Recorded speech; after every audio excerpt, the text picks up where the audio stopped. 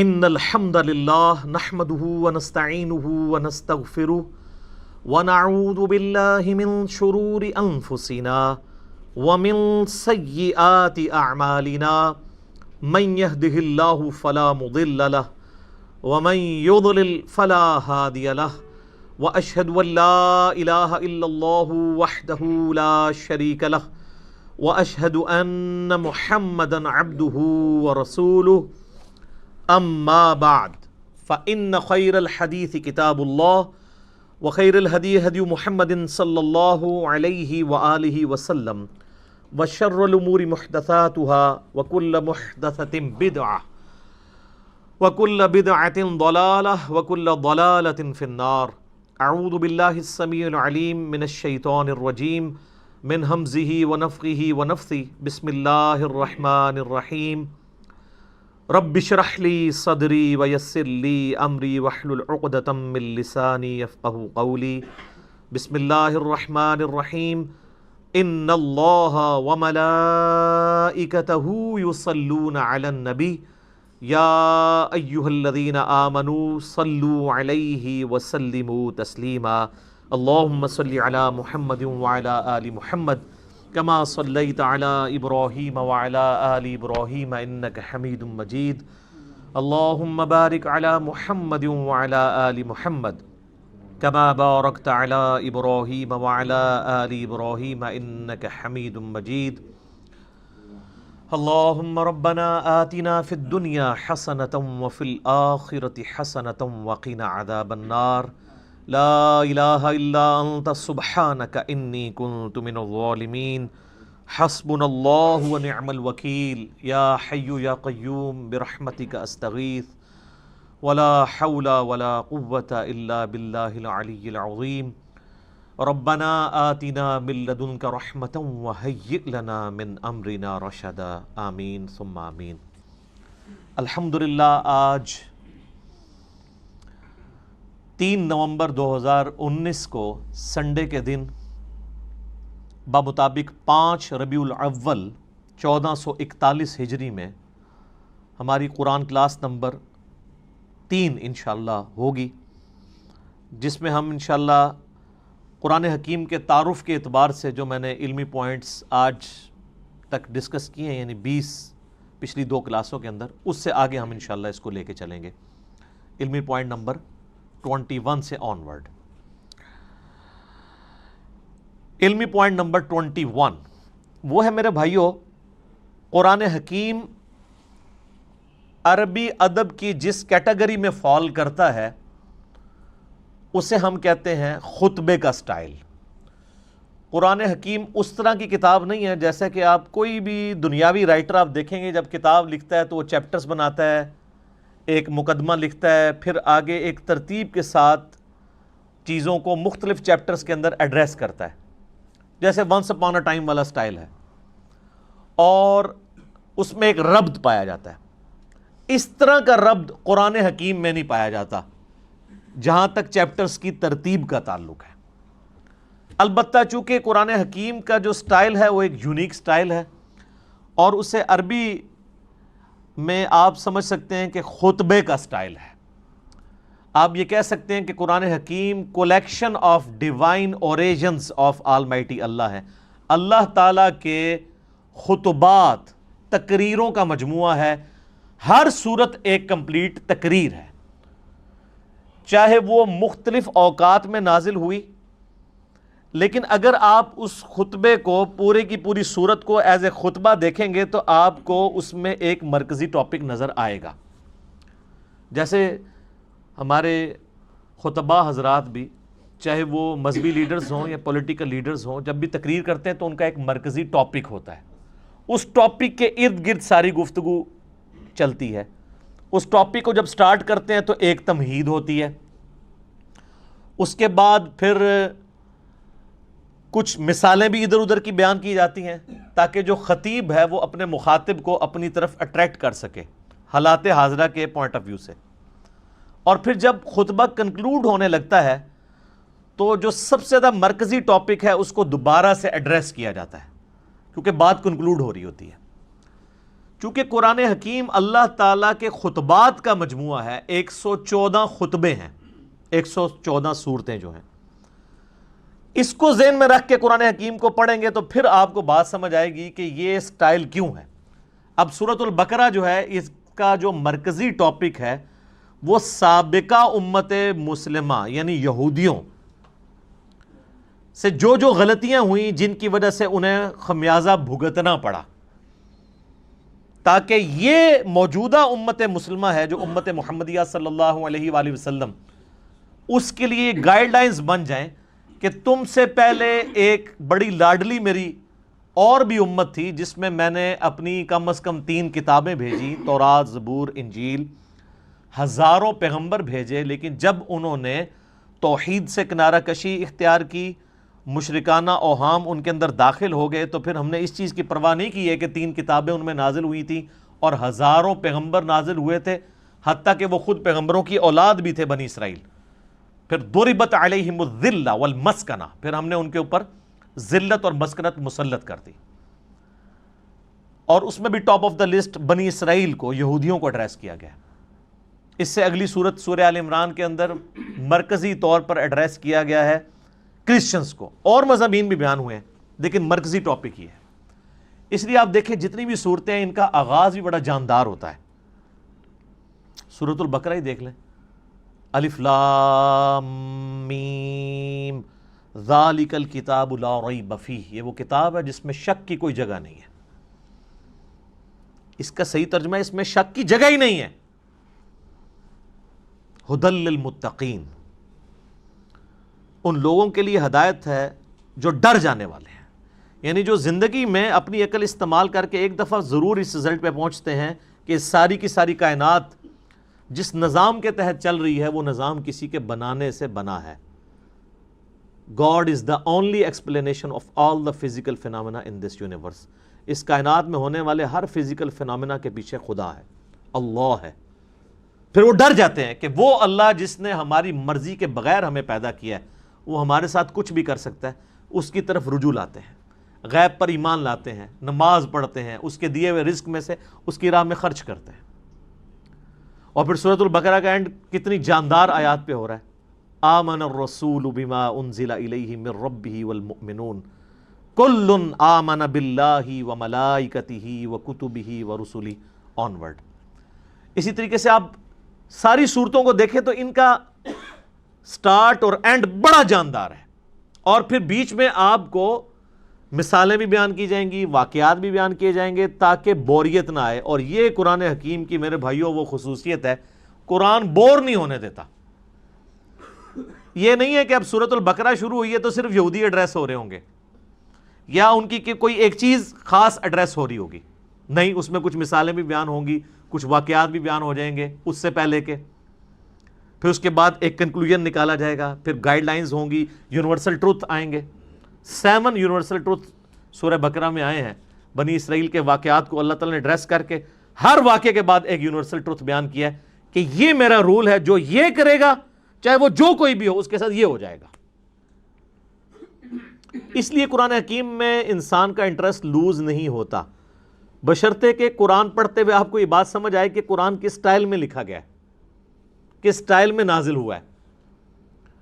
مولانا مودودی رحمہ اللہ تعالیٰ نے جو تفہیم القرآن کا مقدمہ لکھا ہے نا، وہ مقدمہ ہی اسی کے اوپر ہے کہ ہمارے عام نوجوان بڑے شوق سے قرآن ترجمے والا لے کے بیٹھتے بھی ہیں، تب بھی ان کو کئی ایک باتیں، ان کو قرآن میں ایک تو ربط نظر نہیں آتا، کیونکہ ہم تو ان کتابوں کے عادی ہیں نا جو انسانوں کی لکھی ہوئی کتابیں ہیں، وہ تو ایک سیکوینس سے چل رہی ہوتی ہیں، ان کا سٹائل ڈیفرنٹ ہوتا ہے، وہ بکش سٹائل ہوتا ہے۔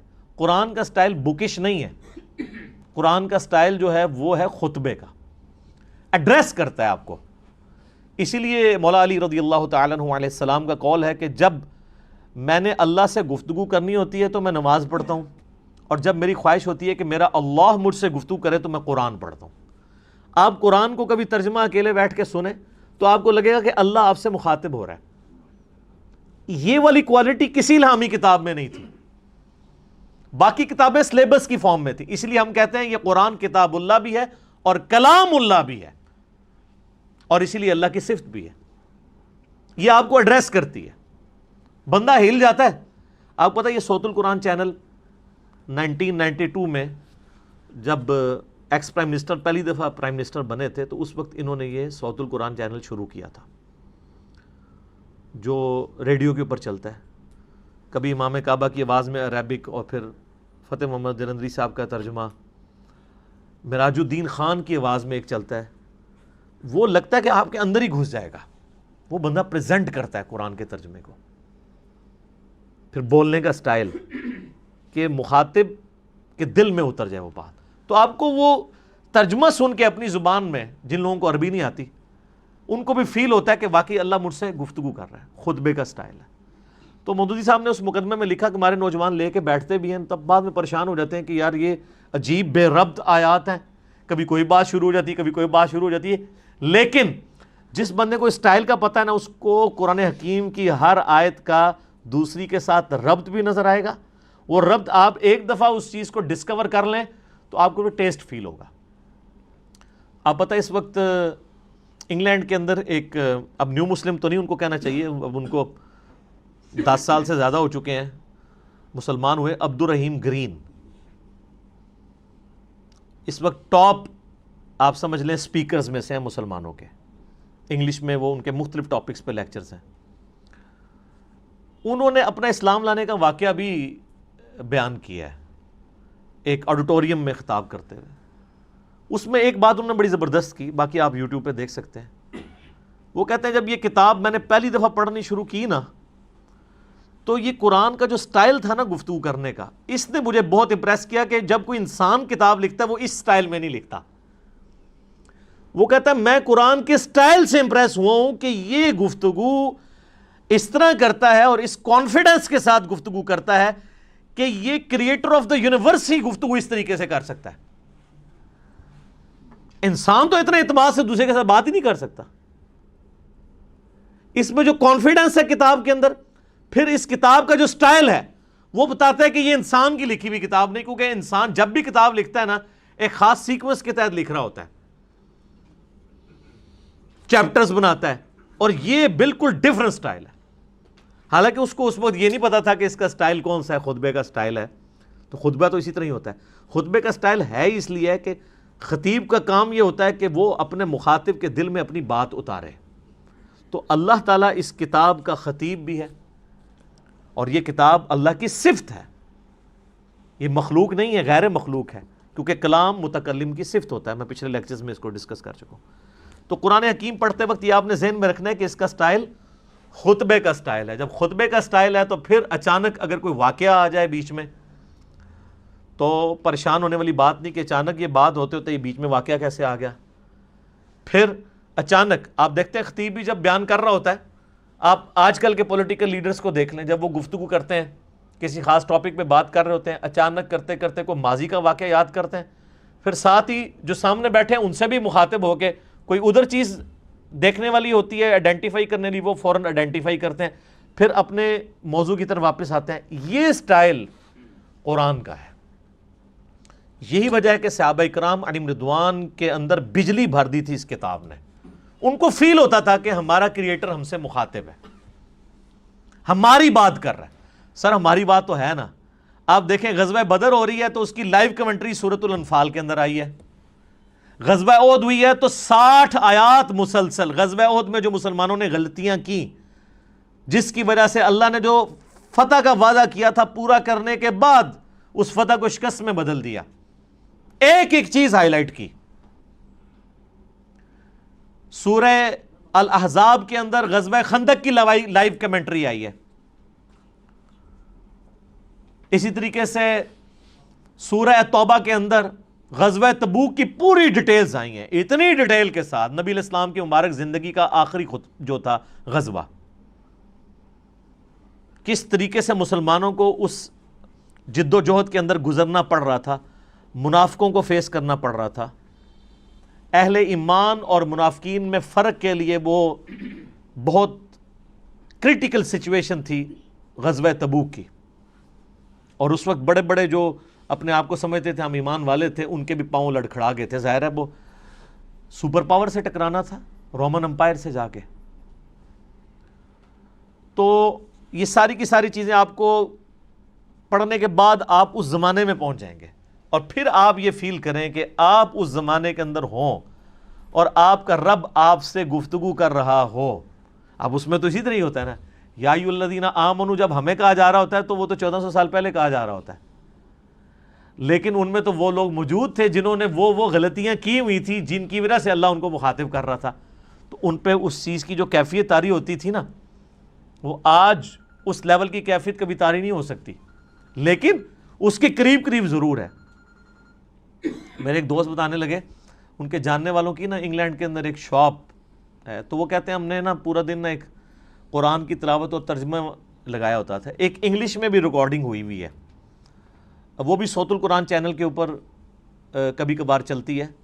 ویسے یہاں پہ جو رفاع یونیورسٹی ہے نا اسلام آباد میں، تو ان کا 24 گھنٹے قرآن کا چلتا ہے چینل، وہ آلموسٹ 3-4 دن میں قرآن پاک مکمل کر دیتے ہیں۔ تو اس میں ایک انگلش ترجمہ ہے، اس میں عربی کی آواز مشاری راشد کی ہے، اور انگلش ترجمہ جو ہے نا وہ اتنی زبردست آواز میں ہے، جس کو انگلش سمجھ آتی ہے تو وہ لگتا ہے کہ خدا آپ سے مخاطب ہے اور آپ کے دل میں اترتا ہے۔ تو کہتے ہیں انہوں نے اپنی دکان پہ وہ ترجمہ لگایا ہوتا تھا، کہتے ہیں جب کوئی نان مسلم بھی کسٹمر آتا تھا نا تو وہ ایک بار ٹھٹک کے سننا شروع کر دیتا تھا، اور کئی کسٹمرز نے کہا کہ آپ اس کو بند کر دیں، کیونکہ اس کو سننے سے ہمارے اوپر اثرات ہو رہے ہیں۔ ظاہر ہے جب دنیا کی بے ثباتی کا بیان ہو رہا ہو، مرنے کے بعد جی اٹھنے کا بیان ہو رہا ہو، اللہ کو آپ اکاؤنٹیبل ہیں، پھر آپ اپنی مرضی کی زندگی تو نہیں گزار سکتے۔ میری خواہشات اور میری ذات کے درمیان سب سے بڑی رکاوٹ کون ہے؟ اللہ۔ اگر اللہ کو میں نکال دوں تو میں اپنی مرضی کی زندگی گزار سکتا ہوں۔ اس لیے آپ دیکھیں گے جتنے ایتھیسٹ ہیں، منکرین خدا ہیں، وہ بیسیکلی منکرین خدا نہیں ہوتے ہیں، بلکہ وہ اپنی مرضی کی زندگی گزارنا چاہتے ہیں۔ اس لیے پھر اس کے لیے پہلی شرط یہ ہے کہ خدا کو بیچ میں سے نکال دیں، ورنہ یہ تو ہر وقت لٹکتی ہوئی تلوار ہے خدا کا کانسیپٹ، کہ آپ اکاؤنٹیبل ہیں کسی کو، آپ کی جواب دہی ہونے والی ہے مرنے کے بعد۔ تو یہ قرآن حکیم کا خطبے کا سٹائل ہے، یہ قرآن پڑھتے وقت یہ چیز ذہن نشین ہونی چاہیے۔ علمی پوائنٹ نمبر 22 وہ ہے میرے بھائیوں، قرآن حکیم کا جو ایک ڈیوائن میوزک ہے، اس کے اندر ملکوتی غنا ہے، جو ایک آپ شاعری تو اسے نہیں کہہ سکتے، لیکن ہم وزن ہے آیات۔ الرحمن علم القرآن خلق الانسان علمہ البیان۔ آپ دیکھتے ہیں یہ ایک جتنی بھی نہیں ہے، لیکن ان میں ایک ڈیوائن میوزک، ملکوتی غنا، ایک صوتی آہنگ پایا جاتا ہے۔ یہ جو قرآن حکیم کا سٹائل ہے یہ کوئی شاعری والا نہیں ہے، کیونکہ شاعری کے اندر ردیف قافیے جو ہیں وہ بالکل برابر ایک طرح چل رہے ہوتے ہیں، قرآن حکیم میں تو ایسے نہیں چل رہے۔ ایون ملکوتی غنا ہوتا ہے لیکن الفاظ ڈیفرنٹ کے ساتھ، جیسے سورۃ الفاتحہ آپ دیکھ لیں، الحمدللہ رب العالمین الرحمن الرحیم۔ اب رب العالمین میں نون ہے، الرحمن الرحیم کے اینڈ پہ میم ہے، الفاظ تو مختلف ہیں۔ اگر شاعری ہوتی تو یہاں بھی نون ہی ہوتا، لیکن اگلی آیت مالک یوم الدین واپس اسی سٹائل میں۔ تو یہ شاعرانہ کلام بھی نہیں ہے، لیکن اس میں ایک ربط بھی ہے، وہی ربط عرب کے لوگوں کو اٹریکٹ کرتا تھا۔ اگر قرآن حکیم نثر کی فارم میں ہوتا تو اس کی اٹریکشن نہ ہوتی اس طرح کی جو اس کی وجہ سے ہے، اور اسی وجہ سے ہم قرآن حکیم کو طرز لگا کے پڑھ بھی لیتے ہیں، ورنہ قرآن حکیم کی جو آپ قاریوں کی اتنی طرزیں پیاری پیاری سنتے ہیں، یہ کبھی طرز لگا ہی نہ سکتے اگر اس کا نثر کا سٹائل ہوتا تو۔ اور یہ طرز لگانے کا حکم ہے، بخاری اور مسلم میں حدیث ہے، نبی صلی اللہ علیہ وآلہ وسلم نے فرمایا جو قرآن کو ترنم سے نہ پڑھے وہ ہم میں سے نہیں ہے۔ یہ نہ سمجھیے گا کہ یہ لوگ شوقیہ پڑھ رہے ہوتے ہیں، نبی علیہ السلام خود بھی ترنم سے قرآن پڑھا کرتے تھے۔ بخاری مسلم میں کئی احادیث ہیں، حتیٰ کہ بخاری میں ایک حدیث ہے، نبی صلی اللہ علیہ وآلہ وسلم نے فرمایا اللہ تعالیٰ اپنی مخلوقات میں سے سب سے زیادہ شوق کے ساتھ وقت کے پیغمبر کی آواز کو سنتا ہے جب وقت کا پیغمبر ترنم کے ساتھ قرآن پڑھ رہا ہوتا ہے، اپنی کتاب پڑھ رہا ہوتا ہے۔ اللہ تعالیٰ اس چیز کو شوق سے سنتا ہے۔ آپ عرب کے قاریوں کو دیکھیں نا، اور میں کہتا ہوں آج کے دور میں جیسے کہ مشاری راشد نے ایک عام مسلمان کے دل میں قرآن حکیم کی محبت پیدا کی ہے نا، وہ یقیناً ان کا خاصہ ہے۔ دیکھیں یہ فیلڈ ہے نا، قرآن حکیم کی ایک فیلڈ ہے کہ ایک بندہ اچھی عربی جانتا ہو، اچھی تفسیر کر لے، یہ ایک فیلڈ ہے۔ ایک فیلڈ یہ ہے کہ قرآن حکیم کی وہ خطاطی اچھی کر لے۔ اب عالم دین تو خطاطی نہیں کر پائے گا، ایک جو خطاط کر سکتا ہے۔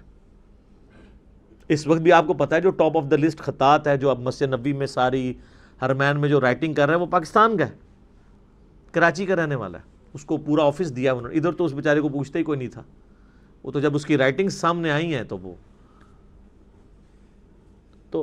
اب یہ ایک علیحدہ سے فیلڈ ہے۔ اسی طریقے سے قرآن حکیم کو ترنم سے پڑھنا یہ بھی الگ سے ایک فیلڈ ہے۔ ایک تو ترنم وہ ہے جو مولوی لگاتے ہیں، قرآن بالکل غلط پڑھ رہے ہوتے ہیں، صرف ترنم ہی ہوتا ہے اس میں، اور گانے کی طرز پہ پڑھ رہے ہوتے ہیں۔ گانے کی طرز پہ اس لیے کہ وہ قرآن حکیم کے جن الفاظ کو کھینچنا ہے ان کو نہیں کھینچتے، اور جن کو کھینچنا چاہیے ان کو مختصر پڑھ دیتے ہیں۔ قرآن حکیم کی طرز ہر بندہ تو نہیں لگا سکتا جب تک وہ قرات کے اصولوں سے واقف نہیں ہے کہ کس لفظ کو آپ کھینچ کے پڑھ سکتے ہیں، یعنی لمبا کر کے، اور کسی کو لمبا نہیں کر سکتے۔ اسی لیے آپ دیکھیں گے علماء حضرات اکثر جو قاری نہیں ہوتے، جب وہ قرآن پڑھ رہے ہوں گے نا تو بالکل غلط قرآن پڑھ رہے ہوتے ہیں، زبر زیر ٹھیک پڑھ رہے ہوں گے، اور بعض تھوڑے بہت ایسے ہوں گے جو پروناؤنس بھی صحیح کر لیں گے۔ ویسے تو عموماً وہ لگتا ہے پنجابی میں ہی قرآن پڑھ رہے ہیں، عربی ان کو آتی ہوتی ہے لیکن عربی پروناؤنس نہیں صحیح کرنی آتی۔ بہت کم ہیں علماء میں سے جو صحیح پروناؤنس بھی عربی کو کر سکتے ہیں، یعنی ہمارے جو سب کانٹیننٹ کے لوگوں کی بات کروں، عرب کے لوگوں کی نہیں، ان کی تو اپنی زبان ہے۔ پھر وہ جب طرزیں لگانا شروع کرتے ہیں تو ان کو پتہ ہی نہیں ہے کہ وہ کون سے الفاظ کھینچ رہے ہیں، وہ کھینچنے بنتے بھی ہیں کہ نہیں، اور بعض اوقات وہ بعض ایسے الفاظ کو کھینچ دیتے ہیں کہ مطلب ہی الٹ ہو جاتا ہے۔ مثلا یہ جو لفظ ہے لام زبر لا،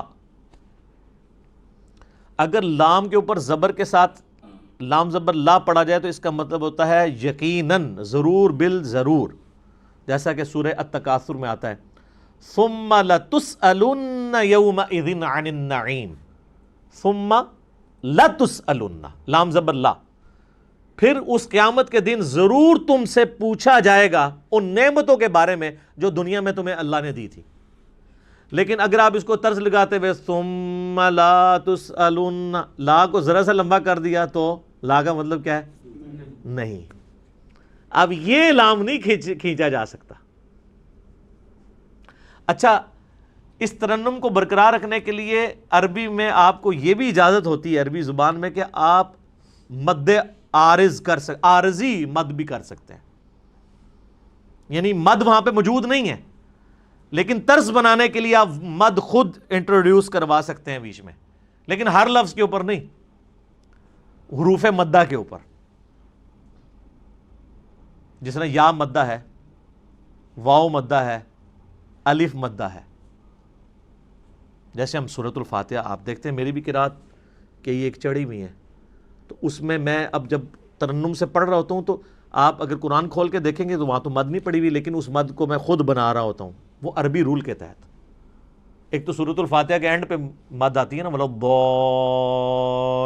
وہ تو لکھی ہوئی ہے، لیکن اس سے پہلے جو ہم پڑھ رہے ہوتے ہیں اعوذ باللہ من الشیطان الرجیم، الحمد للہ رب العالمین، ابھی جو میں نے کھینچا ہے یہ ہے نہیں ہے، لیکن اس کے بغیر یہ ترنم بن نہیں سکتا۔ الرحمن الرحیم مالک یوم الدین ایاک نعبد و ایاک نستعین۔ تو یہ جو کھینچنے والی چیز ہوتی ہے نا، یہ اس کے ترنم پیدا کرنے کے لیے، اور یہ عربی لنگوسٹک کے مطابق ہے۔ اذان میں بھی آپ دیکھیں، اذان میں جہاں کھینچ سکتے ہیں وہیں کھینچ سکتے ہیں۔ اذان پڑھتے ہوئے کیا آپ کہتے ہیں؟ اللہ اکبر، اللہ اکبر۔ اب اس میں کھینچی دو ہی جگہ گئی ہے، اللہ، لام کھڑی زبر والی۔ اب اکبر لفظ ہے، اس کو تو میں کھینچ نہیں سکتا، اکبر یہ نہیں پڑھ سکتا، یہ اکبر ہی رہے گا۔ اشہد ان لا الہ الا اللہ، اب یہ اللہ اتنا لمبا کھینچ دیا، یہی کھینچ سکتا ہے. تو آپ باقی دعاؤں میں بھی دیکھیں کتنے ربط ہیں. یہ جو ہم قنوت وتر میں دعا پڑھتے ہیں، حسن ابن علی کو نبی علیہ السلام نے سکھائی تھی اپنے نواسے کو جامعہ ترمذی میں. اللہم اہدنی فی من ہدیت وعافنی فی من عافیت وتولنی فی من تولیت وبارک لی فی ما اعطیت وقنی شر ما قضیت. دیکھا کیسی ٹون ہے اس میں، دعاؤں میں بھی آپ کو نظر آئے گی. قل اعوذ برب الفلق من شر ما خلق ومن شر غاسق اذا وقب. لمبائی ڈیفرنٹ ہو گئی ہے لیکن اس کی جو ملکوتی غنا ہے وہ برقرار ہے. اصل بعض صورتیں ایسی ہیں جن میں جو شاہکار ہیں عربی لنگوسٹک کا، سورہ مریم آپ دیکھیں کہ اس کے جو ہر آیت کا اختتام ہو رہا ہے وہ کتنے مشکل الفاظ پہ، تشدید والے الفاظ ہیں. ہر ایک لفظ کے اوپر شاد آ رہی ہے. کمال نہیں ہے؟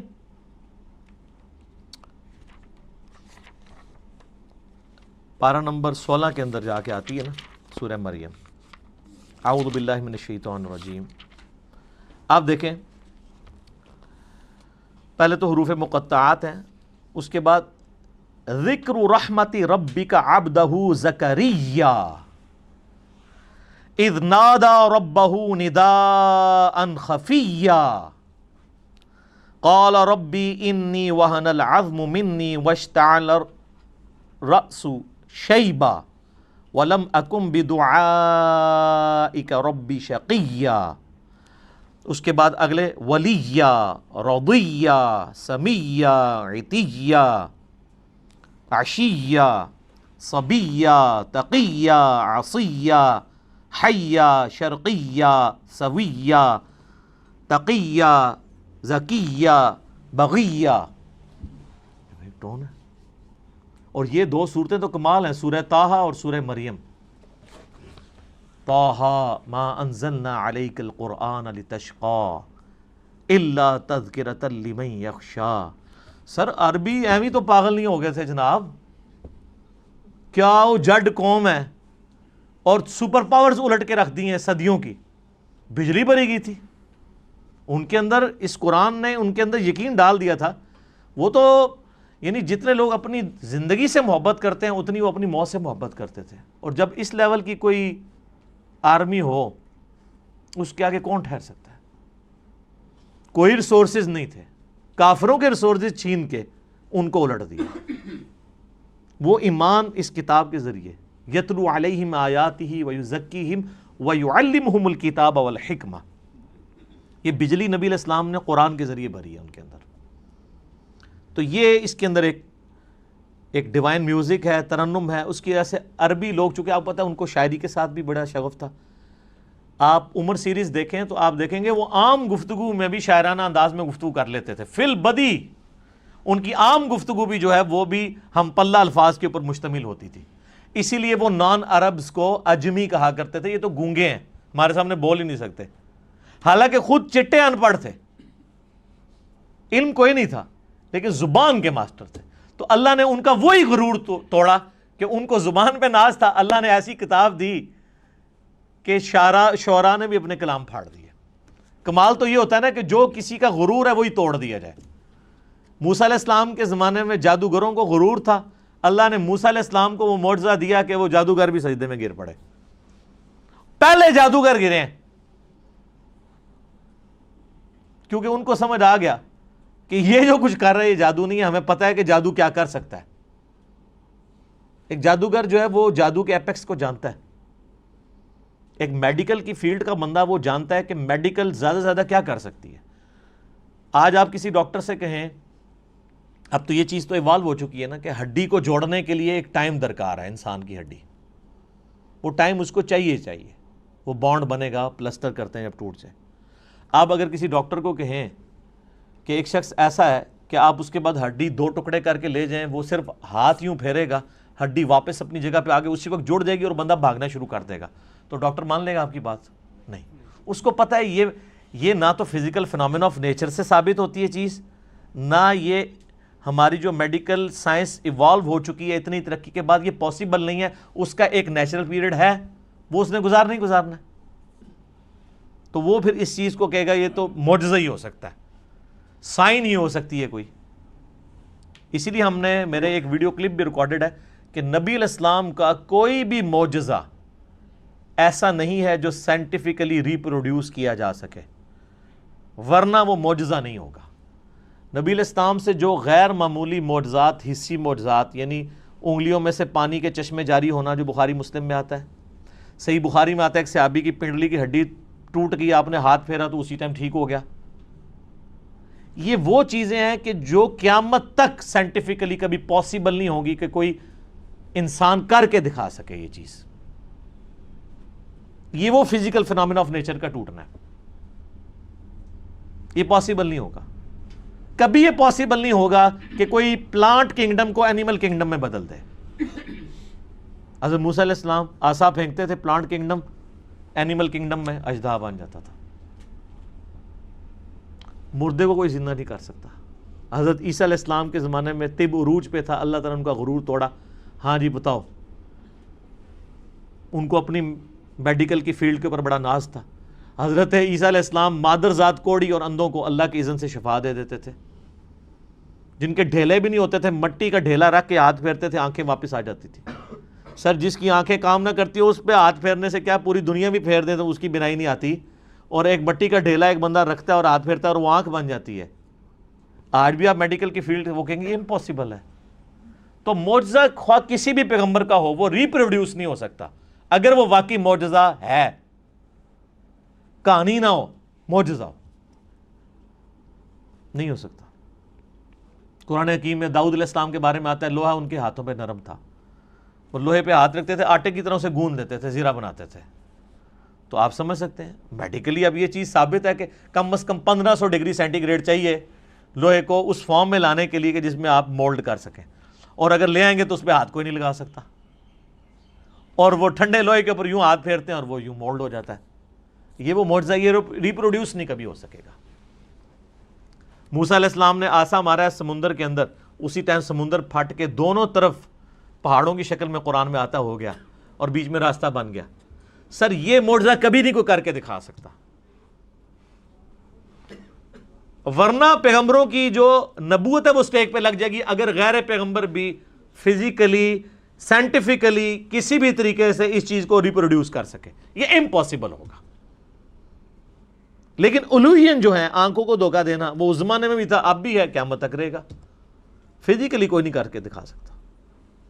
یہ آپ کو جو ڈیوڈ کاپر فیلڈ کے بارے میں ویڈیوز ملتی ہیں, کبھی وہ پانی پہ چل رہا ہے, کبھی دیوار پہ اوپر چڑھ رہا ہے, اس کی میکنگ بھی ساتھ ہی انہوں نے یوٹیوب پہ چڑھا دی ہوئی ہے کہ وہ سارا نظر کا دھوکہ ہوتا ہے. وہ ویڈیو کیمرے کے ذریعے فلمائی ہوتی ہیں ساری چیزیں. وہ جو پانی پہ چل رہا ہوتا ہے تو نیچے انہوں نے وہ شیشے کا بہت بڑا ٹیبل رکھا ہوا ہے, ٹرانسپیرنٹ, جو نظر نہیں آتا, وہ اس کے اوپر چل رہا ہوتا ہے. اس لیے آپ دیکھیں گے وہ پانی پہ چل رہا ہوتا ہے تو نیچے لوگ اس کے نیچے سے یوں تیر رہے بھی ہوتے ہیں, کیونکہ وہ شیشے کے اوپر چل رہا ہوتا ہے. وہ شیشہ اتنا ٹرانسپیرنٹ ہے کہ وہ پانی میں نظر ہی نہیں آتا. وہ جب سائڈ سے دکھاتے ہیں ٹیبل تو پھر نظر آ جاتا ہے. اور شکر ہے کہ یہ پاکستان میں نہیں, ورنہ اولیاء اللہ کے سردار بن جاتا ہے ڈیوڈ کاپر فیلڈ. ہاں, اسٹیچو آف لبرٹی غائب کر دیتا ہے, وہ کیمرے میں غائب کرتا ہے, فزیکلی نہیں کر سکتا. اور سر دیکھیں اتنا ایماندار ہے, وہ بھی بے ایمان نہیں ہے, وہ بھی اسے یہ نہیں کہتا کہ میں فزیکلی کروں, وہ کہتا ہے ایلوژن, آنکھوں کا دھوکہ. اتنی غیرت اس کو بھی ہے کہ وہ ایلوژن کہتا ہے اسے, اپنی کرامت بزرگی یہ نہیں کہتا. جو تہاڑے بزرگاں نوں ایڈی بھی تمیز نہیں, جھوٹ مار جاندے نے. اس لیے آپ دیکھیں سارے بزرگ فیل ہیں. اب کدھر گئی آپ کی کرامتیں جی؟ اور یہ ایک بزرگ نے حکم دیا, وہ جوتی ہوا میں اڑتی اڑتی اس کے سر پہ لگی.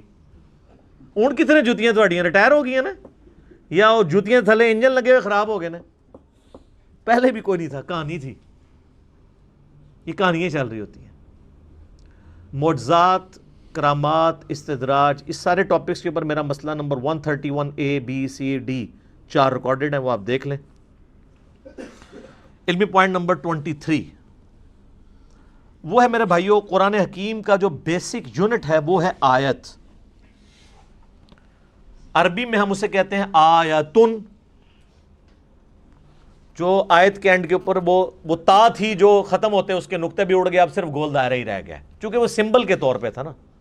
ویسے وہ تا ہوتی ہے, گول تا, نشانی کے طور پہ. آیتن وقف کریں گے آیہ, اردو میں آیت, اور اس کو ٹرانسلیٹ کریں گے نشانی, انگلش میں کہیں گے سائن. قرآن حکیم کی جتنی بھی صورتیں ہیں, ہر صورت کا جو بیسک یونٹ ہے وہ آیت ہے. جیسے اگر میں پوچھوں یہ دیوار کا بیسک یونٹ کیا ہے تو آپ کیا کہیں گے؟ اینٹ. یہ دیوار ہے, اس کے اوپر 1200 اینٹیں لگی ہوئی ہیں, اور 1200 اینٹوں کو مینیجبل فارم میں جوڑنے کے بعد ایک دیوار مکمل ہوتی ہے. اس طرح قرآن حکیم میں ہر صورت کی آیات ہیں جن کو اللہ تعالیٰ نے وحی کے ذریعے نبی علیہ السلام کو تعلیم فرمایا. اس کی ترتیب توقیفی ہے, اور قرآن حکیم میں کم سے کم آیات جو ہیں وہ 3 ہے صورت کی. کوئی قرآن حکیم میں صورت ایسی نہیں جس کی 3 سے کم آیات ہوں. اور عربی میں جمع بھی 3 سے شروع ہوتا ہے. ہمارا تو 2 سے ہی جمع شروع ہو جاتا ہے نا اردو میں. عربی میں واحد ہے, اس کے بعد تثنیہ ہے 2, اور پھر ہے 3 اور 3 سے آنورڈ وہ جمع ہے. رب المشرق والمغرب سنگولر, رب المشارق والمغارب کئی مشرق اور کئی مغرب, اور رب المشرقین اور رب المغربین 2 مشرق اور 2 مغرب. اس کے اوپر بھی میرا کلپ ہے کہ یہ کیا مطلب ہے. کہیں آتا ہے 1 مشرق 1 مغرب, کہیں آتا ہے 2 مشرق 2 مغرب, کہیں آتا ہے 2 سے زیادہ مشرق 2 سے زیادہ مغرب. وہ آپ دیکھ لیجئے گا. تو عربی میں اس طریقے سے. تو قرآن حکیم میں چونکہ سورت ہے تو اس میں آیات ہیں, تو آیات کم از کم جمع تو ہونی چاہیے, تب ہم انہیں آیات بولیں گے. تو کم سے کم آیات جو ہیں وہ 3 ہیں, اور قرآن حکیم کی سب سے چھوٹی سورت کی بھی آیات 3 ہی ہیں. انا اعطیناک الکوثر فصل لربک وانحر ان شانئک هو الابتر. 3 آیات ہیں. اذا جاء نصر اللہ والفتح ورأیت الناس يدخلون فی دین اللہ افواجا فسبح بحمد ربک واستغفرہ انہ کان توابا. واستغفر پہ ہم وقف کرتے ہیں, نہ بھی کرے کنٹینیوس بھی پڑھ سکتے ہیں. یہ 3 آیات ہیں, 3 سے زیادہ ہی ہیں, کم نہیں ہے. اور قرآن حکیم کی سب سے چھوٹی آیت کون سی ہے؟ سورہ الرحمن کی ایک آیت ہے, مدھامتان فبأی آلاء ربکما تکذبان. ایک لفظ کے اوپر پوری آیت ہے. اور قرآن حکیم کی سب سے لمبی آیت آیت دین ہے جو سورۃ البقرہ کے اندر آئی, اور اس کے بعد پھر آیت الکرسی ہے 255 نمبر آیت. اب آیت الکرسی آپ دیکھیں اتنی لمبی ہے, اس کی کئی چھوٹی آیتیں بن سکتی ہیں, اور اس میں ربط بھی ہے. اللہ لا الہ الا هو الحی القیوم لا تأخذہ سنۃ ولا نوم, یہ 2 آیتیں بن سکتی تھی. لہ ما فی السماوات وما فی الارض, تیسری آیت بن سکتی تھی. من ذا الذی یشفع عندہ الا باذنہ یعلم ما بین ایدیہم وما خلفہم ولا یحیطون بشیء من علمہ الا بما شاء وسع کرسیہ السماوات والارض ولا یؤودہ حفظہما وہو العلی العظیم. اتنی لمبی یہ آیت ہے, اس کے ٹکڑے ہو سکتے تھے. یہ پوری کی پوری ایک آیت ہے. یہ ہمیں کس نے بتایا؟ نبی صلی اللہ علیہ وآلہ وسلم نے. اور نبی علیہ السلام کو اللہ تعالیٰ نے وحی کے ذریعے یہ بات بتائی ہے. لہٰذا قرآن حکیم کی جو آیات ہیں یہ بھی وحی کے ذریعے بتائی گئی ہیں کہ یہ آیت ہے, یہ آیت ہے, یہ آیت اتنی لمبی ہے, یہ چھوٹی ہے. بعض اوقات آپ دیکھیں گے کہ آیات, آپ وہ 2 آیتیں دیکھیں تو وہ ایک آیت بھی بن سکتی تھی, لیکن اسے سپلٹ کر کے 2 آیات بنایا گیا. حروف مقطعات ہی آپ دیکھیں, کئی جگہ حروف مقطعات کی پوری آیت بنتی ہے, اور کئی جگہ وہ ایک آیت کے ساتھ جز کے طور پہ ہوتی ہے. اب یہ صحابہ کرام نے اجتہاد سے نہیں کیا, یا کسی کاتب کی مرضی سے نہیں ہوا, بلکہ یہ اللہ تعالیٰ نے وحی کے ذریعے اپنے محبوب صلی اللہ علیہ وآلہ وسلم کو تعلیم فرمایا. اور ساتھ یہ بھی یاد رکھیے گا کہ آیات کی دو اقسام ہیں قرآن حکیم میں. ایک آیات وہ ہیں جو محکمات ہیں اور دوسری ہیں جو متشابہات ہیں. سورہ آل عمران کی 7 نمبر آیت ہے جس میں اللہ تعالیٰ نے خود یہ بیان فرمایا کہ ہم نے جو آپ کی طرف قرآن نازل کیا ہے اس کی آیات دو قسم کی ہیں. ایک تو محکمات ہیں اور وہ کتاب کی جڑ ہے. محکمات کیا؟ جن میں حکم نازل ہوئے ہیں. جیسے حکم ہے کہ ایک اللہ کو ایک مانو، پیغمبروں پر ایمان لاؤ، کتابوں پر لاؤ، فرشتوں پہ لاؤ، آخرت پر لاؤ ایمان، نماز قائم کرو، زنا سے بچو، چوری سے بچو، ماں باپ کے ساتھ حسن سلوک کرو. جتنے اللہ کے احکامات ہیں یہ محکم آیات ہیں. اور قرآن نے کہا کہ یہ ام الکتاب ہے، کتاب کی ماں ہے، جڑ ہے. اور پھر کہا گیا دوسری جو قسم ہے وہ ہے متشابہات. سورہ آل عمران آیت نمبر 7. میں ٹائم بچانے کے لیے عربی اس کی اسکپ کر رہا ہوں، ڈائریکٹ اردو میں بات کر رہا ہوں. اور کہا گیا وہ متشابہات جو ہیں ان کی جو تعویل ہے وہ صرف اللہ کے علم میں ہے، اور اہل ایمان صرف ان پر ایمان لاتے ہیں اور اس کی تعویل کو اللہ کے سپرد کرتے ہیں، اور پھر اللہ سے یہ دعا کرتے ہیں کہ جو کچھ اس کتاب میں نازل ہوا ہم اس پر ایمان لاتے ہیں. اور پھر وہ کہتے ہیں ربنا لا تزغ قلوبنا بعد اذ ہدیتنا وہب لنا من لدنک رحمہ انک انت الوہاب آمین. اے رب ہمارے دلوں کو ٹیڑھا مت کرنا بعد اس کے کہ تو نے ہمیں ہدایت عطا فرمائی، اور ہمیں اپنے پاس سے رحمت عطا فرما، اے عطا فرمانے والے. تو متشابہات کی وہ تفصیل میں نہیں پڑھتے، اور قرآن میں کہا گیا انہی آیات میں کہ جو ان متشابہات کے پیچھے پڑھتے ہیں ان کے دل ٹیڑھے ہو چکے ہیں، کیونکہ ان کا سلوشن ہمارے پاس موجود نہیں ہے. یہ نہ سمجھیے گا کہ ان کا مطلب ہی کوئی نہیں پتا کسی کو. صرف متشابہ عربی میں کہتے ہیں ریزیمبلنس والی چیزیں. مثلا جنت کے بارے میں جتنی باتیں ہیں یہ متشابہات ہیں کہ جنت میں نعمتیں ملیں گی، حوروں کا کنسیپٹ ہے. اب دنیا میں اس کی مثال آپ من و ان تو پیش نہیں کر سکتے، دنیاوی عورتیں تو اس کی مثال نہیں ہو سکتی، لیکن دنیاوی عورتوں کو اللہ تعالیٰ نے ایک ریزیمبلنس کے طور پر دنیا میں ماڈل کے طور پہ پیش کیا ہے کہ بس جس طرح یہ ہے ایسے ہی حوریں بھی ہوں گی. لیکن وہ کیسی ہیں؟ وہ سورہ سجدہ میں ہے کہ جو اللہ نے تمہاری آنکھوں کی ٹھنڈک چیزیں نعمتیں چھپا رکھی ہیں وہ کوئی اس کو امیجن بھی نہیں کر سکتا. بخاری مسلم میں ہے کہ نہ کسی کے دل میں ان کا کھٹکا بھی گزرا ہے کبھی، نہ کسی آنکھ نے دیکھی، نہ کان نے سنی، نہ کسی کے دل پہ کھٹکا گزرا جو اللہ نے جنت میں نعمتیں تیار کر رکھی ہیں. لیکن اس کی مثالیں بیان کی جاتی ہیں. اسی طریقے سے کہا گیا شہید زندہ ہے لیکن تمہیں شعور نہیں ہے. کہہ دیا نا بھئی زندہ کیسے ہے؟ مرا ہوا ہے، اٹھ نہیں سکتا، قبر سے باہر نہیں نکل سکتا. یہ متشابہ آیات ہے کہ وہ آخرت کی زندگی ہے، اس پہ دنیا کے رولز اپلائی نہیں ہوتے. اچھا قرآن بار بار کہہ رہے ہیں کہ تمہیں شعور نہیں ہے. ہمارے مسلمانوں نے جس چیز سے منع کیا تھا شعور نہیں ہے، انہوں نے الٹا شعور بنایا اور کہا جی زندہ ہے تو زندہ سے تو ہم مانگ بھی سکتے ہیں، تو اسی لیے ہم جا کے مردوں سے مانگتے ہیں. تو اس پہ پھر میں ہی پھکی دیتا ہوں کہ یہ زندہ بندے میرے پاس بیٹھے ہوئے ہیں 70-80 کے قریب، میں کسی سے بھی پانی مانگوں مجھے دے دے گا. آپ ذرا اپنے والے زندہ سے ذرا مانگو نا کہ چلو قبر کے اندر سے کوئی ہاتھ باہر نکال کے بتا دے. اگر آپ یہی رول لگا رہے ہو پھر آپ کو ماننا پڑے گا کہ یہ زندگی اور وہ زندگی اور. اس زندگی میں سانس کی ضرورت ہے، کھانے پینے کی ضرورت ہے اور رفع حاجت کرنے کی ضرورت ہے. اس زندگی میں ان چیزوں کی ضرورت نہیں ہے. تو جب شعور ہی نہیں، متشابہات ہیں اس کے پیچھے پڑے ہوئے ہیں.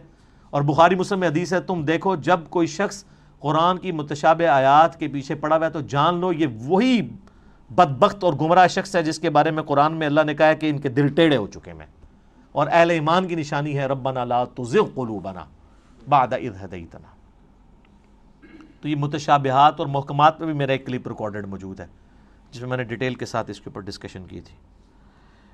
علمی پوائنٹ نمبر 24 وہ ہے میرے بھائیوں قرآن حکیم کی آیات مل کر ایک مکمل صورت بناتی ہیں، جس کا کچھ حصہ میں پہلے ڈسکس کر چکا کہ قرآن حکیم میں کم از کم 3 آیات والی ایک صورت ہے.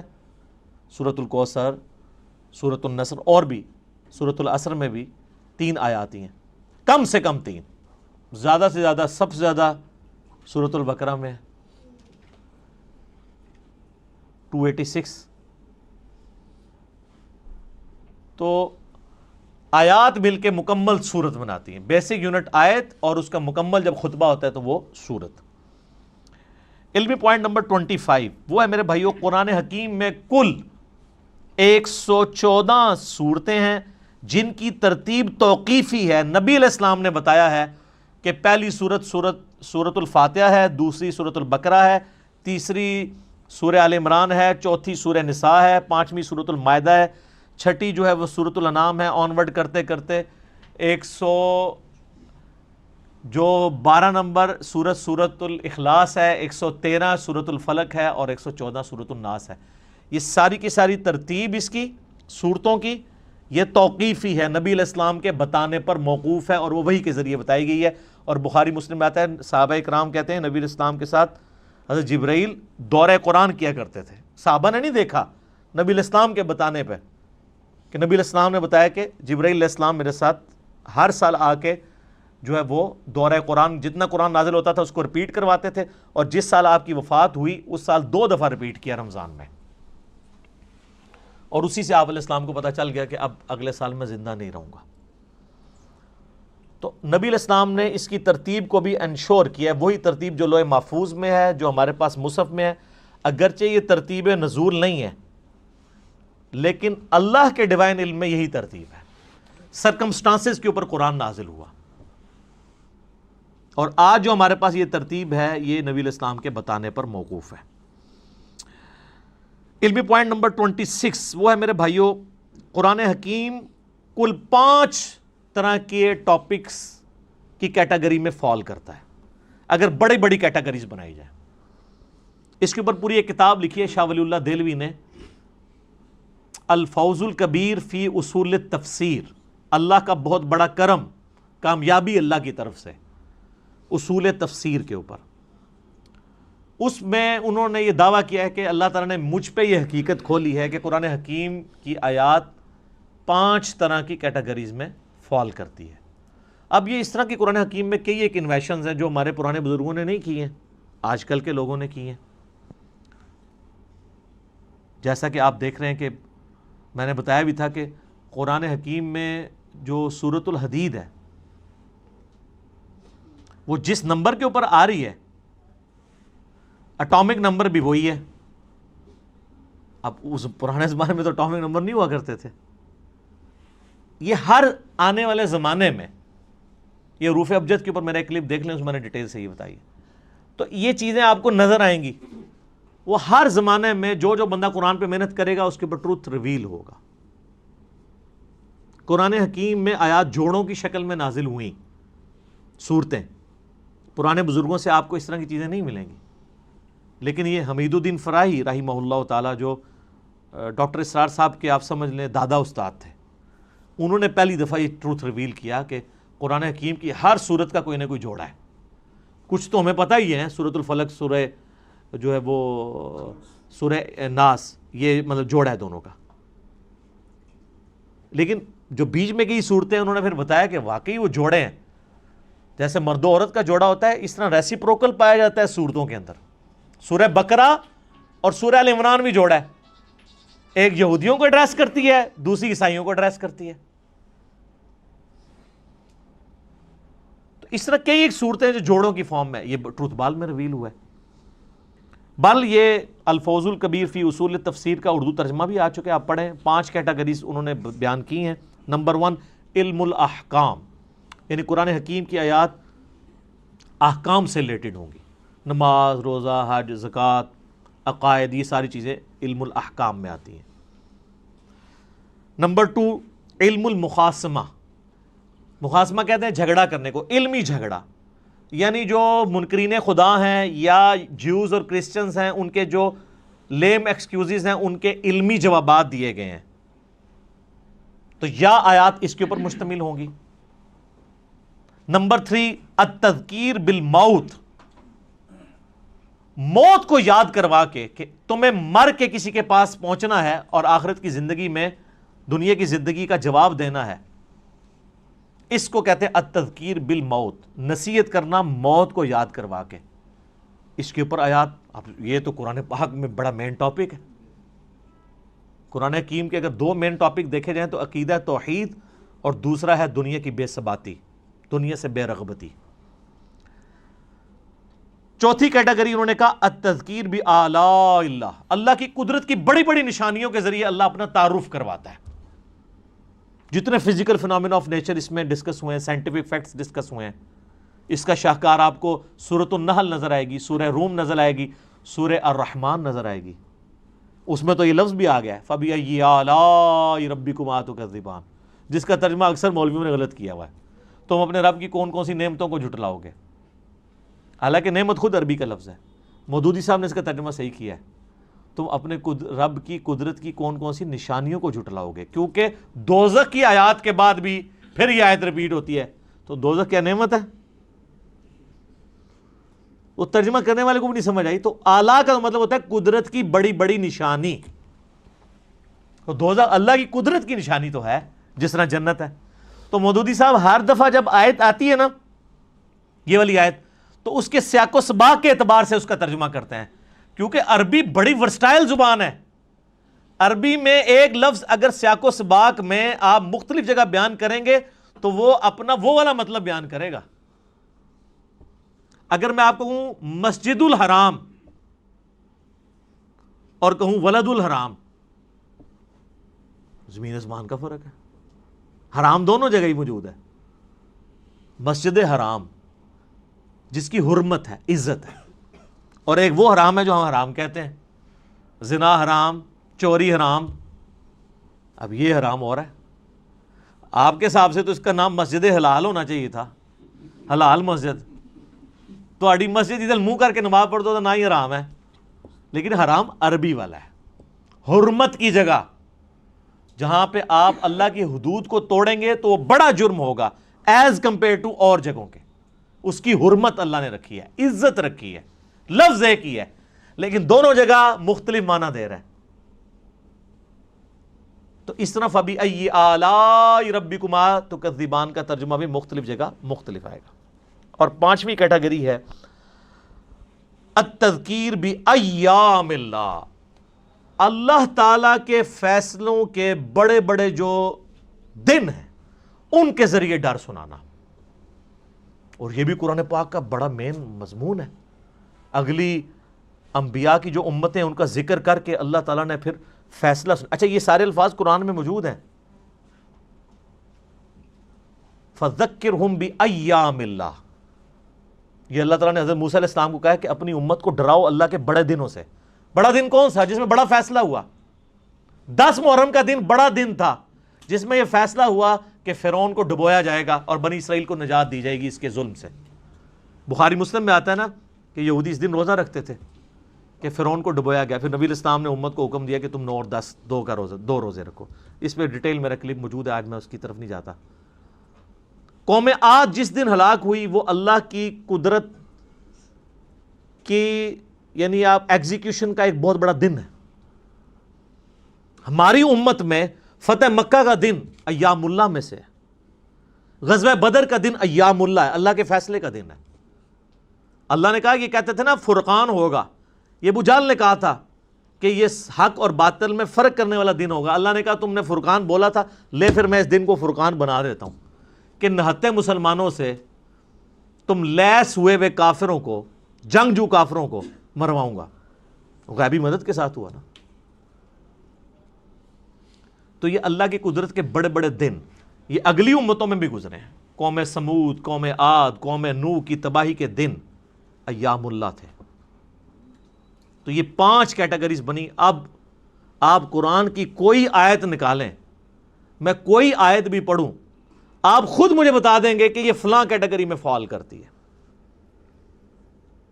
اگر میں کہوں ان اللہ وملائکتہ یصلون علی النبی یا ایھا الذین آمنوا صلوا علیہ وسلموا تسلیما اللہم صلی علی محمد وعلی آل محمد، یہ آیت کس کیٹیگری میں فال کرتی ہے؟ تو آپ کہیں گے یہ علم الاحکام والی کیٹیگری میں فال کرتی ہے، کیونکہ اس میں حکم ہے دروشی پڑھنے کا. تو آپ یہ خود ڈیفائن کر سکتے ہیں. کوئی بھی آیت آپ کنسیڈر کریں گے آپ فوراً پہنچ جائیں گے یار یہ آیت فلاں کیٹیگری میں فال کرے گی. افلا یعلم اذا بعثر ما فی القبور وحصل ما فی الصدور. کتنا ان آیات کے اندر زور ہے. یہ التذکیر بالموت ہے کہ مرنے کے پاس تمہیں بعد اپنے رب کے حضور پیش ہونا ہے، اس کیٹیگری میں فال کرتی ہے. اور اسی طریقے سے آپ سورہ رحمان شروع کریں، اللہ کی قدرت کی نشانیاں. سورۃ النحل میں اللہ تعالیٰ نے کہا ہم نے شہد کی مکھی کے اوپر بھی یہ وحی کی ہے اور اس کو ہم نے راستے دکھائے ہیں کہ پھولوں کا رس چوس اور یہ سب کچھ. اس طرح کی جتنی چیزیں ہیں. سورۃ البقرہ میں آیا آسمان سے بارش کا برسنا، زمین سے سبزے کا نکلنا. یہ آیات جتنی ہیں کس کیٹیگری میں فال کرتی ہیں؟ التذکیر بآلاء اللہ، اللہ کی قدرت کی بڑی بڑی نشانی ہے. اور اس طریقے سے سورہ المائدہ کے اندر، سورہ نساء کے اندر، سورۃ البقرہ کے اندر اللہ تعالیٰ جو کرسچنز کو، جوز کو جواب دیتا ہے. سورہ مائدہ میں اللہ تعالیٰ فرماتا ہے نا کہ عیسیٰ کی مثال تو اللہ کے ہاں آدم کی سی ہے. آدم کو تو تم بھی اللہ کا بندہ ہی مانتے ہو، حالانکہ اس کی تو نہ ماں تھی نہ باپ. عیسیٰ کا باپ نہیں تھا تو اس کو تم نے خدا بنا لیا. جس کی ماں بھی نہیں تھی، باپ بھی نہیں تھا، اس کو تو تم بھی بندہ مان رہے ہو. اب یہ مخاصمہ کیا نا، جھگڑا کیا علمی، جس کو میں اینٹی وینم پھکی والی بات کرتا ہوں، الزامی جواب. یہ علم المخاصمہ ہے. ٹھیک ہو گیا جی؟ ابھی 26 پوائنٹ ہوئے ہیں جی، 14 ابھی بھی باقی ہیں. تو ہو سکتا ہے کہ چوتھا 5واں لیکچر بھی اس پہ ہو. اب ہمارا ٹائم پورا ہو چکا ہے. اللہ تعالیٰ سے دعا ہے جو حق بات میں نے کہی اللہ تعالیٰ ہمارے دلوں میں راسخ فرمائے. اگر جذبات میں میرے منہ سے کوئی غلط بات نکل گئی تو اللہ تعالیٰ ہمیں معاف کر دے، ہمارے دلوں سے محو بھی کر دے. اللہم صلی علی محمد وعلی آل محمد کما صلیت علی ابراہیم وعلی آل ابراہیم انک حمید مجید. اللہم بارک علی محمد وعلی آل محمد کما بارکت علی ابراہیم وعلی آل ابراہیم انک حمید مجید. اللہ تعالیٰ ہمیں اس دعوت حق کو دوسرے بھائیوں تک پہنچانے کی توفیق عطا فرمائے.